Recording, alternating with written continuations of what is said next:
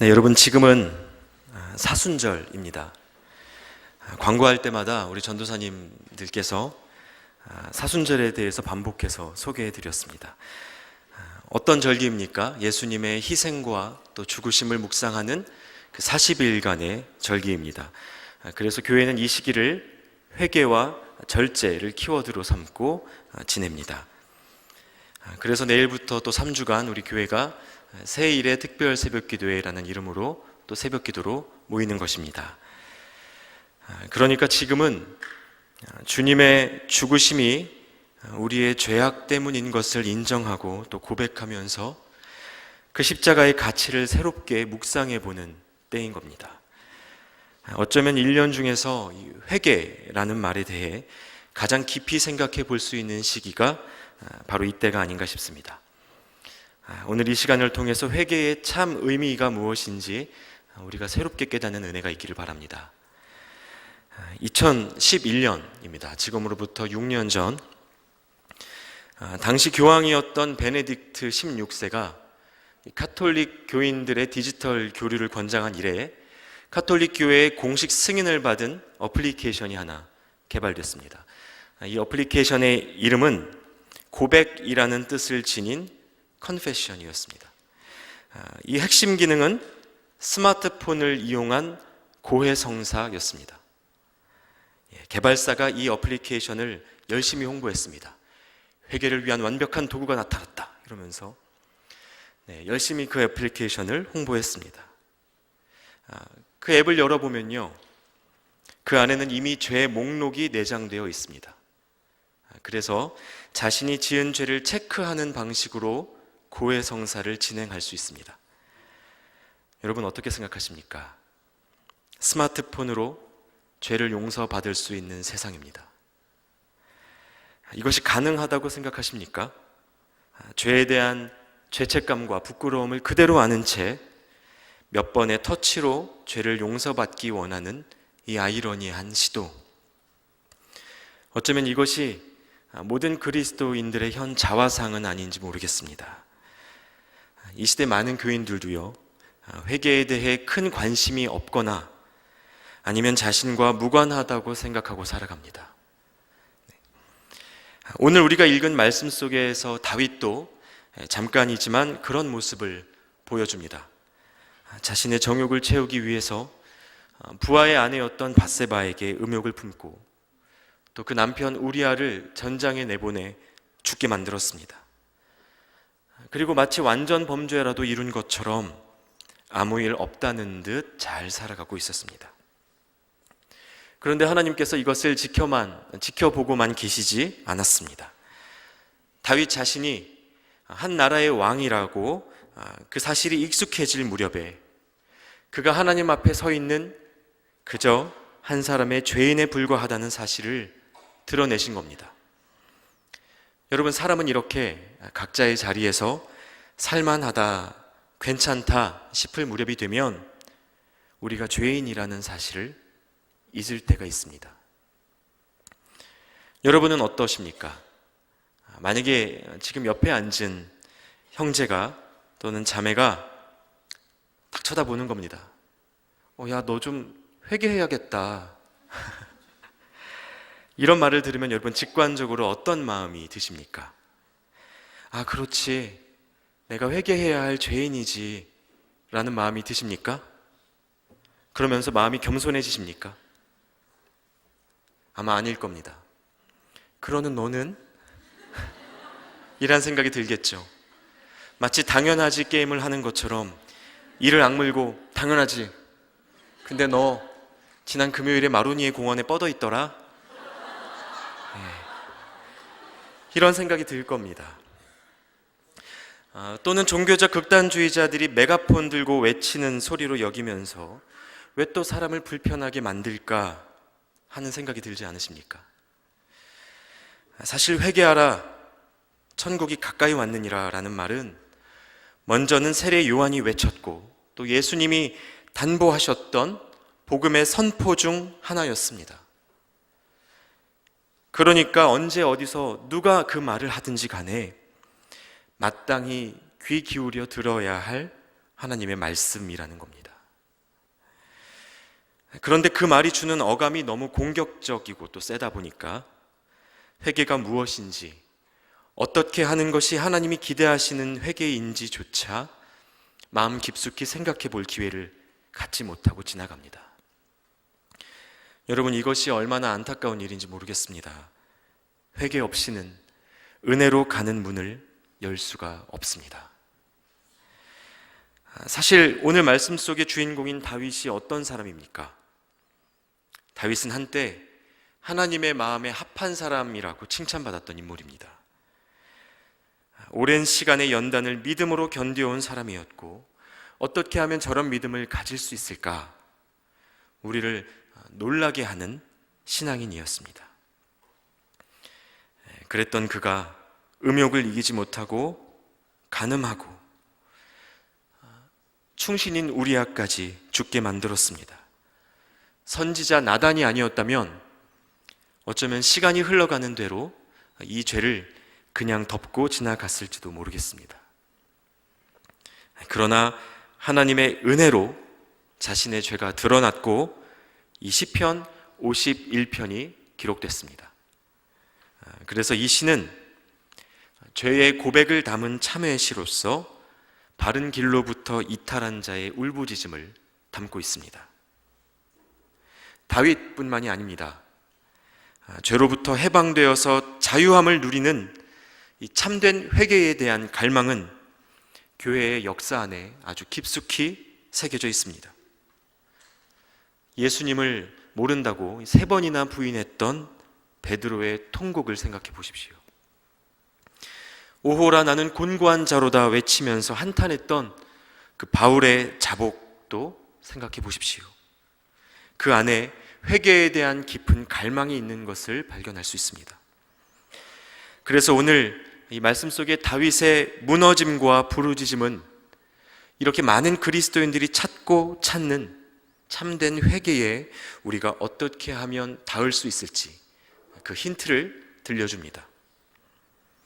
먼저 그 의미를 한번 점검해 보겠습니다. 여러분은 회개가 뭐라고 생각하십니까? 먼저 회개가 후회나 반성 같은 일종의 감정이라고 생각하십니까? 그렇지 않습니다. 회개는 이런 감정보다 능동적인 행위이고, 후회가 과거 지향적인 반면에 회개는 미래 지향적입니다.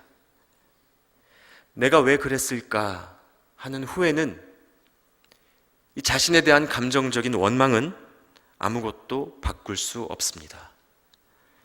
그리고 또 다른 후회로 이어질 뿐이죠. 그렇다면 어플리케이션 컨페션처럼 죄의 목록을 체크하고 사제에게 고해성사하듯 입술로 고백하는 행위, 여러분 이것은 회개라고 생각하십니까? 완전히 그렇다고 말할 수는 없을 것 같습니다. 이런 의식을 반복해도 부끄러움과 죄의 의식은 우리 안에서 좀처럼 사라지지 않습니다.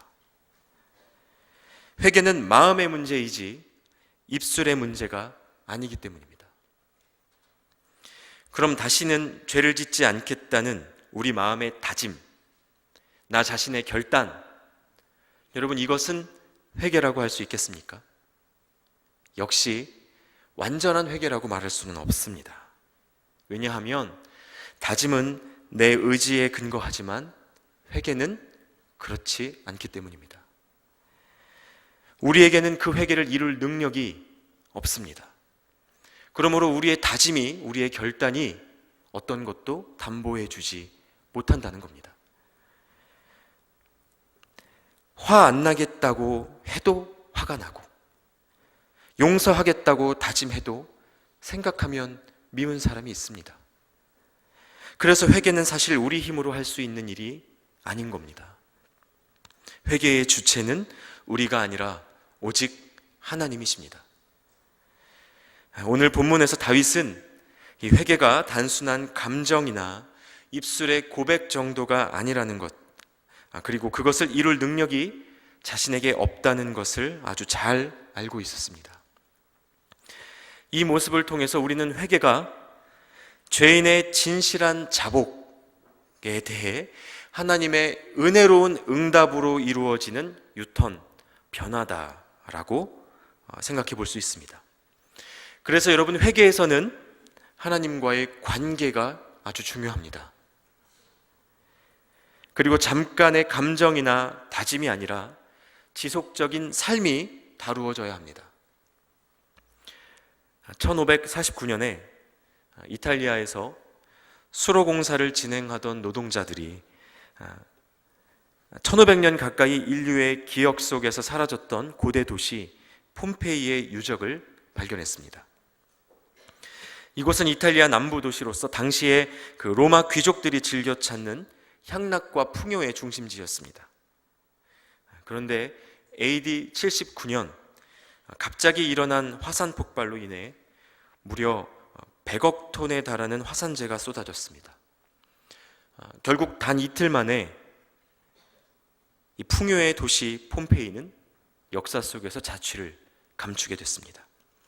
고고학자들에 의하면 폭발 전에 지진과 연기 등 사전 경고가 있었지만 시민들이 그것들을 다 무시했다고 합니다. 여러분, 이런 예는 성경 안에 가득합니다. 소돔과 고모라, 그리고 롯의 사위들, 노아를 무시했던 방주 밖의 사람들. 우리는 그들의 길을 가서는 안 됩니다. 죄로 무너져서 울부짖는 이 다윗의 눈물 앞에서 회개하라, 천국이 가까이 왔느니라 라고 말씀하시는 예수님의 음성을 기억해야 합니다. 그렇다면 우리는 어떻게 하면 이 주님이 말씀하시는 참된 회개에 닿을 수 있는 것일까요? 어떻게 하면 주님이 기대하시는 회복을 우리의 삶에 이룰 수 있을까요? 오늘의 말씀은 먼저 회개를 위해 자신의 죄를 똑바로 바라봐야 한다고 가르치십니다. 다윗은 하나님께서 선지자 나단을 통해서 전하신 말씀을 듣고 자신의 죄악을 100% 인정할 수밖에 없었습니다. 다윗에게는 자기의 죄를 합리화하는 태도가 없었다는 겁니다. 그는 자신이 저지른 일들이 얼마나 추악한 죄인지 분명하게 바라보면서 고통을 느끼고 있었습니다. 그래서 오늘 함께 읽지는 않았지만 앞선 1절과 3절 말씀에 이렇게 고백합니다. 우리 함께 보도록 하겠습니다. 하나님이여, 주의 인자를 따라 내게 은혜를 베푸시며 주의 많은 긍휼을 따라 내 죄악을 지워 주소서. 무릇 나는 내 죄과를 아우니 내 죄가 항상 내 앞에 있나이다. 그는 자신이 하나님 앞에 범죄하였으니 설령 하나님께서 자신을 심판하신다 해도 그것이 옳은 일이다라고 고백합니다. 상황을 둘러대고 감싸지 않고 핑계하지 않습니다. 마치 모든 것이 자기의 책임이라고 말하는 것 같습니다. 여러분, 책임지려 하는 것, 이 마음과 태도가 회개의 시작입니다. 그리고 그것이 신앙의 시작입니다. 내가 죄인임을 알고 인정하는 것, 여러분, 이것은 참 고통스럽지만 동시에 너무나 아름다운 일입니다. 사실 사람들은요, 죄에 대해 생각할 때 하나님이 금지하신 것, 하지 말라고 하신 것들만 떠올리는 경우가 많습니다. 그런데 여러분, 명령에는 두 가지 종류의 명령이 있습니다. 하나는 무엇 해라 라고 하는 정언 명령입니다. 둘째는 뭐뭐 하지 말아라 라고 말씀하시는 부정 명령입니다. 하나님이 우리에게 명령하실 때 이 두 가지 명령은 모두 같은 무게감의 명령입니다. 즉, 살인하지 말아라 라는 명령만큼 중요한 것이 사랑해라 라는 명령입니다. 다른 우상을 섬기지 말아라 라는 명령만큼 중요한 것이 복음을 증거해라 라는 명령입니다. 그런데 우리의 반응은 어떻습니까? 살인, 간음, 우상 숭배는 죄인 줄 알면서 사랑하지 않고 용서하지 못하고 복음 전하지 않는 것이 죄인 줄은 모르고 살아갑니다. 지난달 제가 결핍을 대하는 자세에 대해 설교할 때에도 나누었던 바와 같이 모든 사람은 자신의 자아에 위협이 되는 것은 무엇이든지 회피하려는 경향을 갖습니다. 자기 심리학이라는 분야가 있습니다. 이 분야를 개척한 심리학자 하인츠 코엇은 인간에게 가장 큰 위협이 자기 내면의 실상을 직면하는 것이다 라고 연구 발표한 적이 있습니다. 그러니까 다른 사람의 티는 잘 보이는데 나 자신의 눈 속에 있는 대들보가 보이지 않는 겁니다. 오늘 말씀 속에서 다윗은 하나님의 은혜로 모든 것을 이루었던 그 자리, 왕으로 살아가고 있던 그 자리에서 비참한 자기 내면의 실상을 직면하게 됐습니다. 그것은 절대적인 절망이었습니다. 여러분, 우리에게 필요한 것은 나의 실패에 대한 확신입니다. 그리고 그래서 주님밖에 볼 수 없는 가난한 마음입니다. 우리의 죄를 바로 볼 수 있는 은혜가 여러분에게 있기를 바랍니다. 두려움 없이 절망하고 자신의 내면을 직면했을 때 마음껏 울 수 있는 용기가 우리에게 있으면 좋겠습니다. 우리나라 사람들, 특히 남자들 정말 잘하는 것 있습니다. 안 괜찮은데 괜찮다고 말하는 겁니다. 물론 이것이 예의일 수 있습니다. 또는 듬직함일 수도 있습니다. 그러나 이러한 속임이 지나치면 코미디가 됩니다.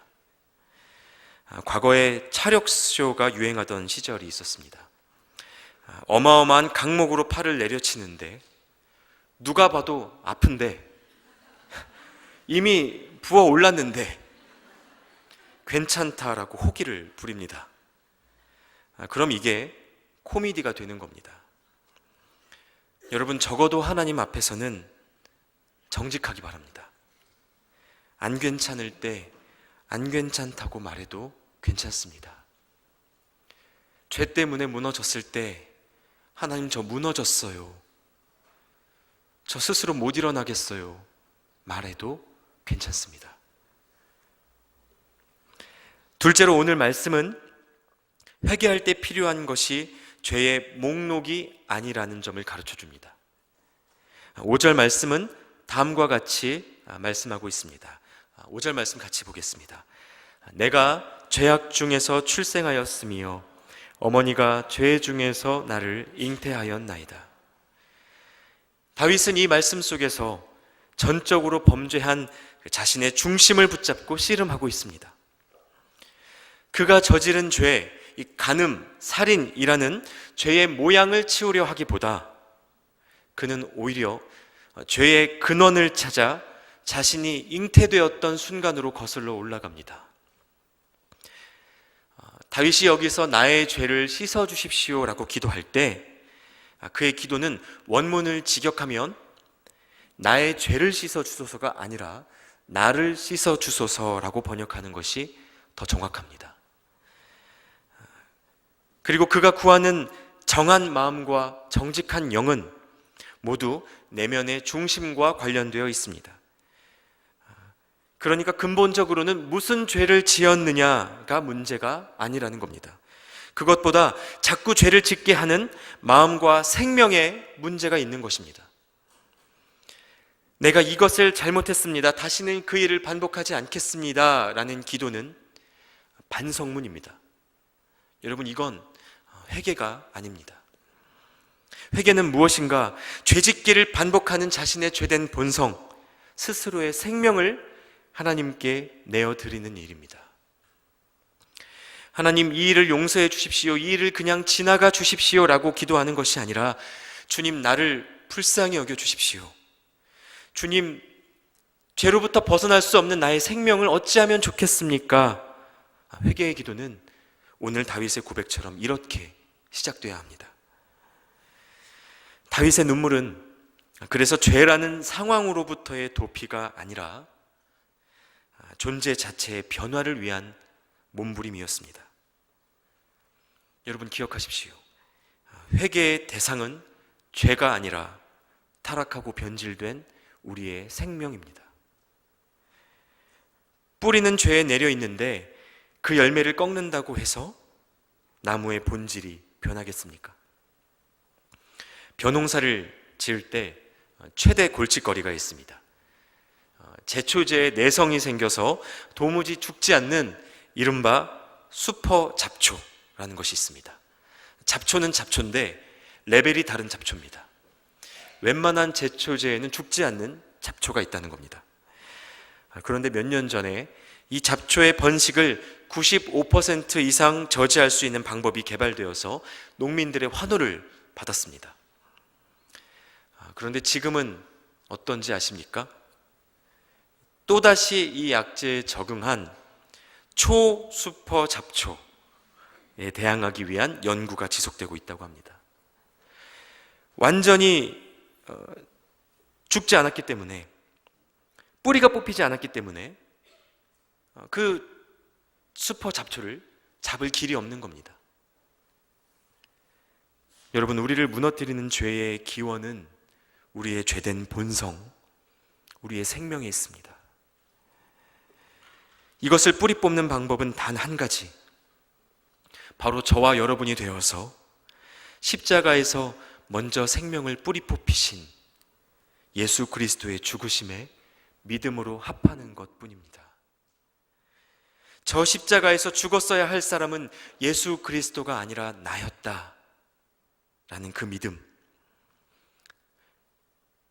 이제는 예수님이 내가 되어 십자가에 죽으셨으므로 죄에 끌려다니던 나도 죽었다 라는 믿음, 그리고 이러한 고백이 우리에게 필요합니다.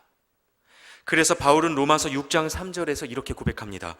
무릇 그리스도 예수와 합하여 세례를 받은 우리는 그의 죽으심과 합하여 세례를 받은 줄을 알지 못하느냐. 이렇게 우리에게 질문했습니다. 그러므로 여러분, 회개하기 원한다면 죄의 모양이 아니라, 죄의 목록이 아니라 우리 존재의 전부를 걸고 하나님 앞에 엎드리기 바랍니다. 이제 마지막으로 회개에 대해 본문이 가르치는 세 번째 메시지를 함께 보겠습니다. 오늘 말씀은 회개는 우리가 아니라 하나님께서 완성해 주시는 일임을 가르쳐 줍니다. 그래서 우리가 그분의 용서와 회복을 기다려야 한다고 가르칩니다. 10절, 11절 말씀을 함께 보겠습니다. 하나님이여, 내 속에 정한 마음을 창조하시고 내 안에 정직한 영을 새롭게 하소서. 나를 주 앞에서 쫓아내지 마시며 주의 성령을 내게서 거두지 마소서. 여러분, 이 말씀 속에서 창조라는 단어는 하나님께서 천지를 창조하실 때 쓰였던 히브리어 동사 바라와 같은 동사입니다. 성경 안에서 이 동사는 엘로힘 하나님만을 주어로 받습니다. 그러니까 회개는 근본적으로 새 창조라는 겁니다. 하나님께서만 이 용서와 회복을 완성하실 수 있다는 겁니다. 여러분, 죄는 하나님과 우리의 관계를 깨뜨립니다. 그러므로 회개는 그 관계의 회복을 일컫는다고 말할 수 있습니다. 다시 말해, 우리가 죄를 고백하고 이 관계의 회복을 위해서 손을 뻗을 수 있지만 그것을 받아주실지 말지는 하나님이 결정하시는 일이라는 겁니다. 친구 관계를 생각해 보십시오. 잘못한 사람이 용서를 구하더라도 상대방이 그것을 용납할지 말지는 또 다른 문제 아닙니까? 관계 회복에 있어서는 오히려 용서를 구하는 자신보다 그것을 받아주는 상대방의 결정이 더 중요합니다. 그리고 만약 허락된다면 이것은 철저히 은혜입니다. 그런데 많은 그리스도인들이 회개했다 하면서 하나님께서 뭐라고 응답하셨는지는 관심 갖지 않는 경우가 많습니다. 가만 보면 자기 혼자 하나님 잘못했어요 하고 끝낸 경우가 많습니다. 여러분, 이것은 아직 완성된 회개가 아닙니다. 회개하기 원한다면 하나님 앞에서 오래 머물러야 합니다. 그리고 그분의 용서와 응답을 기다리시기 바랍니다. 그래도 다행인 것은 이 기다림이 근거 없는 행위, 무기력한 행위가 아니라는 점입니다.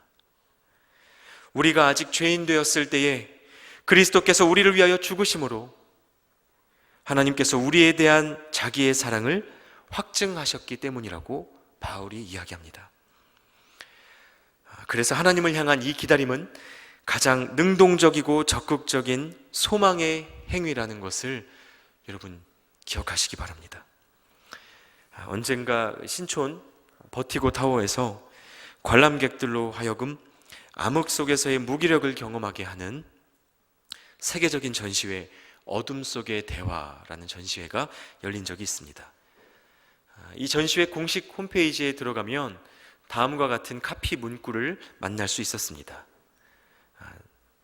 그것은 전혀 보이지 않는 그것을 사람들은 보고 있다라는 것이었습니다. 여러분, 이것이 참된 회개를 기다리는 우리의 이야기가 되어야 합니다. 참된 회개를 위한 마지막 단계에서 우리가 할 일은 바로 보이지 않는 그것을 보는 일이라는 겁니다.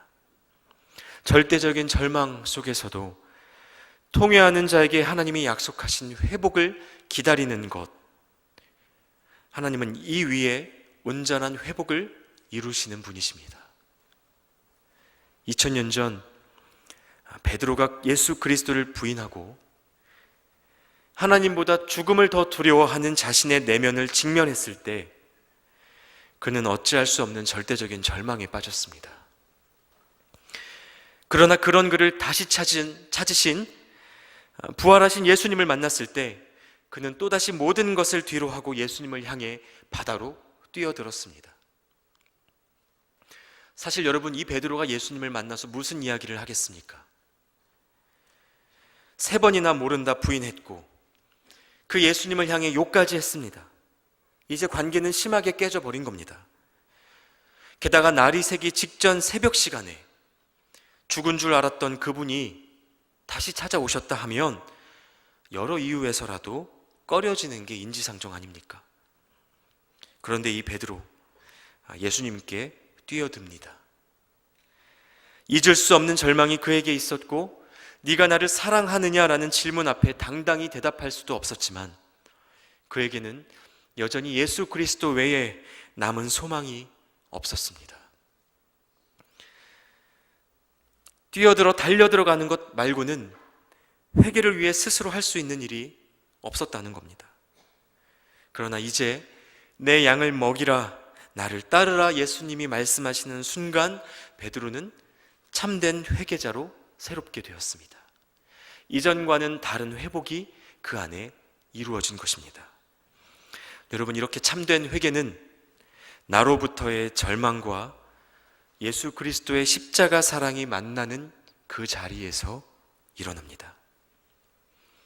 예수 그리스도를 주님으로 영접한 후에도 같은 세상에서 우리가 육체를 입고 살아가는 동안 여전히 실패의 가능성이 우리를 따라다닙니다.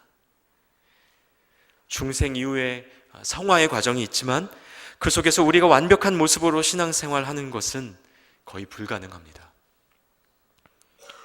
그러므로 신앙인으로서 우리는 실패하지 않으려 하기보다 계속해서 회개하기 위해 애써야 합니다. 죄 앞에 무너진 그때에, 아니 매 순간 자신의 죄를 똑똑히 보고 하나님 앞에서 마음껏 울며 마음껏 절망하십시오. 죄의 모양이나 목록이 아니라 계속해서 죄짓게 하는 생명의 문제를 갖고 하나님 앞에 엎드리십시오. 그리고 주님이 완성하실 용서와 회복을 충분히 기다리십시오. 상하고 통회하는 마음을 우리 주님께서 받으시고 새롭게 하실 겁니다. 이 시간 우리 함께 들은 말씀을 기억하면서 찬양하기 원합니다. 이 시간에 우리가 앞서 불렀던 찬양 중에 여호와께 돌아가자라는 찬양 함께 고백했으면 좋겠습니다. 우리를 기다리시고 또 용서하기 원하시는 하나님, 하나님께 감사를 드립니다. 오늘 하나님 앞에 상한 마음으로 엎드린 다윗의 고백을 통해 진짜 회개가 무엇인지, 우리가 마땅히 드려야 할 하나님이 받으시는 회개가 무엇인지 돌아보게 하시고, 변하지 않으시는 영원하신 그 사랑 의지하며 주님께 돌이킬 수 있는 은혜 허락해 주셔서 감사합니다. 하나님, 이제는 입술로만 회개를 반복하며 하나님 뜻대로 살아가기 위한 타는 목마름 없이 그리스도인이라 자칭했던 우리의 모습을 불쌍히 여겨주십시오. 또한 우리 안에 하나님께서 기뻐하시고 받으실 만한 상한 마음, 내 죄로 인하여 고통하는 그 마음 허락하여 주시기를 간구합니다. 그리하여 이 사순절 기간 나를 위하여 감당하신 십자가 사랑과 구원의 감격을 새롭게 회복하는 동숭의 모든 청년들이 되도록 은혜 내려 주시옵소서. 감사를 드리며 예수님의 이름으로 기도드리옵나이다.